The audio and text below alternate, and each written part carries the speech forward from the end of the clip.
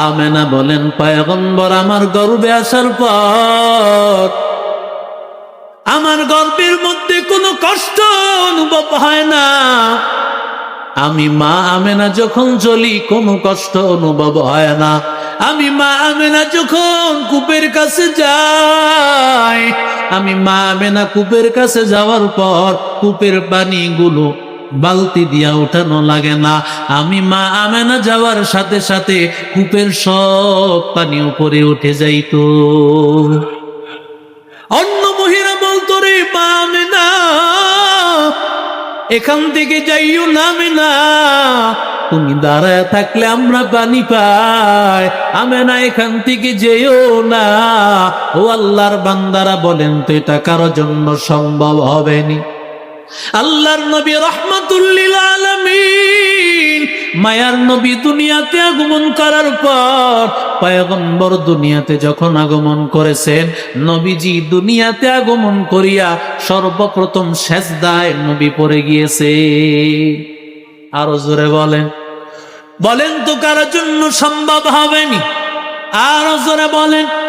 তাহলে মিলাদুন নবী কি করে পালন করা সম্ভব? মিলাদুন নবী পালন করা সম্ভব না, বরং আলোচনা করার বিষয়। কথা বলেন না কেন? বরং আলোচনা করলে সওয়াব।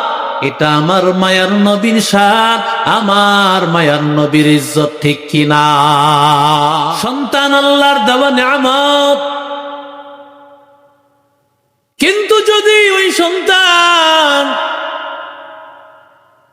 কোরআন হাদিসের পথ ছাড়া অন্য কোনো রাস্তায় পড়াশোনা করাও, স্কুল কলেজে পড়তে আমি নিষেধ করি না, তবে বান্দা ওই সন্তানটারই কোরআন হাদিস একেবারে শিখাইলা না, শুধুমাত্র নিজের মন মতো স্কুল কলেজ আর ভার্সিটিতে গান বাদ্য শিখাইলা, দুনিয়ার সব শিক্ষা দিলা, কিন্তু আল্লাহর বান্দারে কোরআনটা শিখাইলা না।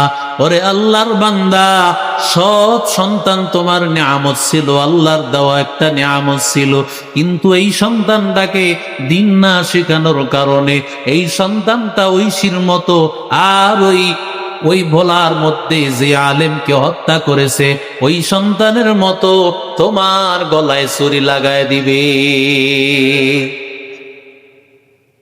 এরে নবীর আশিক উম্মতের দল, সন্তানকে মানুষ বানাইতে হবে রে যুবক।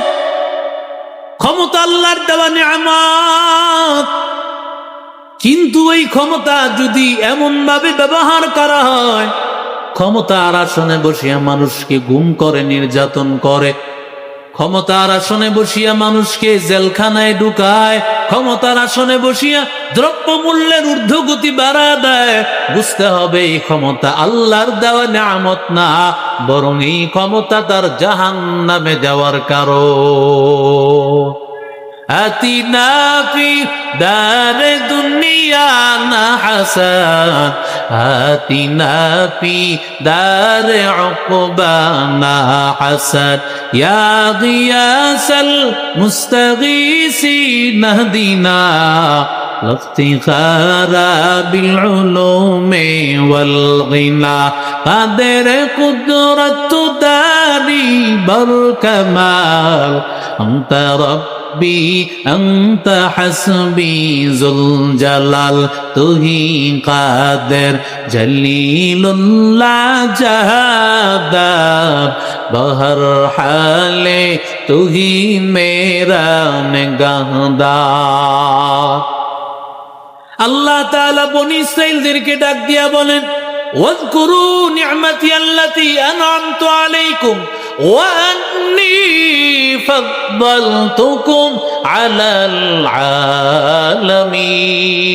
আলামিন। আল্লাহ বলেন, ও বনি ইসরাঈল, আমি আল্লাহ কত নিয়ামত দিয়েছি, ওই নিয়ামতের কথা স্মরণ করো। আমি আল্লাহ কত নিয়ামত দিয়েছি, আমি আল্লাহ তাআলা তোমাদেরকে এত নিয়ামত দিয়েছি। তিহ ময়দানে যখন 40 বছর তোমরা সেখানে অবস্থান করেছ, ছায়া দেওয়ার ব্যবস্থা নাই, আমি আল্লাহ তাআলা সেখানে ছায়ার ব্যবস্থা করে দিয়েছি। সুবহানাল্লাহ কয় وَظَلَّلْنَا عَلَيْكُمُ الْغَمَامَ وَأَنزَلْنَا عَلَيْكُمُ الْمَنَّ وَالسَّلْوَىٰ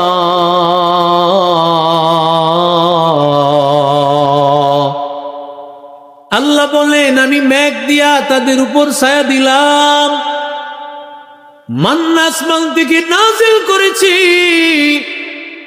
এর নবীর আশিক উম্মতের দল, আসমান থেকে আল্লাহ তাআলা মিষ্টি জাতীয় একটা খাবার আল্লাহ তাআলা আসমান থেকে পাঠাইতেন।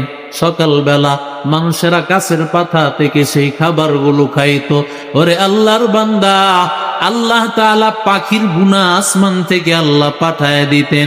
40 বছর পর্যন্ত আল্লাহ আসমানি জান্নাতি খাবার আল্লাহ খাওয়াইছে। এটা দুনিয়ার নিয়ামত না? কেমন আল্লাহ দামি বানিয়েছেন। আল্লাহ বলেন আমি তোমাদেরকে দুনিয়ার নিয়ামত দেই নাই, বরং আমি আল্লাহ জান্নাতের যে নিয়ামত সেই নিয়ামত আমি আল্লাহ দিয়েছি। কেন দিয়েছি বান্দা জানো?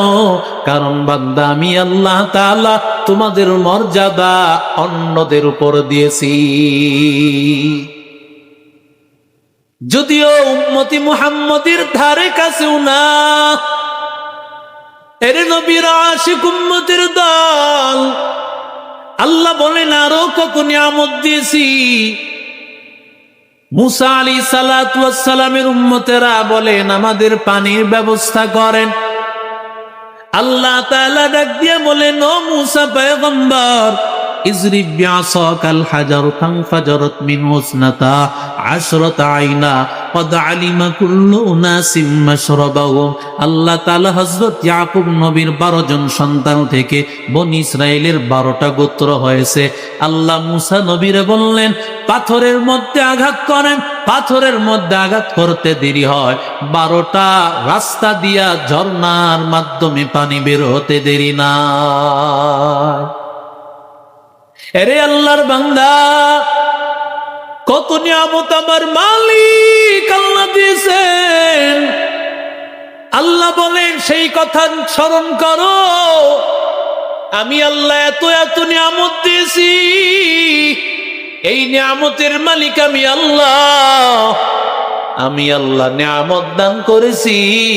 নিয়ামত পাইয়া যদি বান্দা আমি আল্লাহর শুকর আদায় না করো, আমি আল্লাহ তাআলা লাযিদান্নাকুম কঠিন আযাবে গ্রেফতার করব।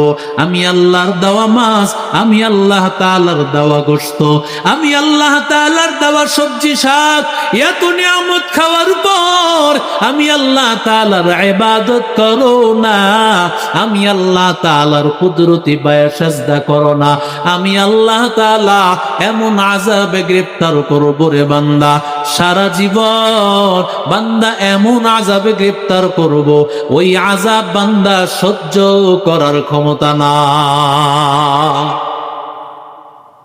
আল্লাহ তাআলা দানিয়েল আলাইহিস সালাম এত বড় একজন দামি নবী, বনি ইসরাইলের একজন দামি নবী।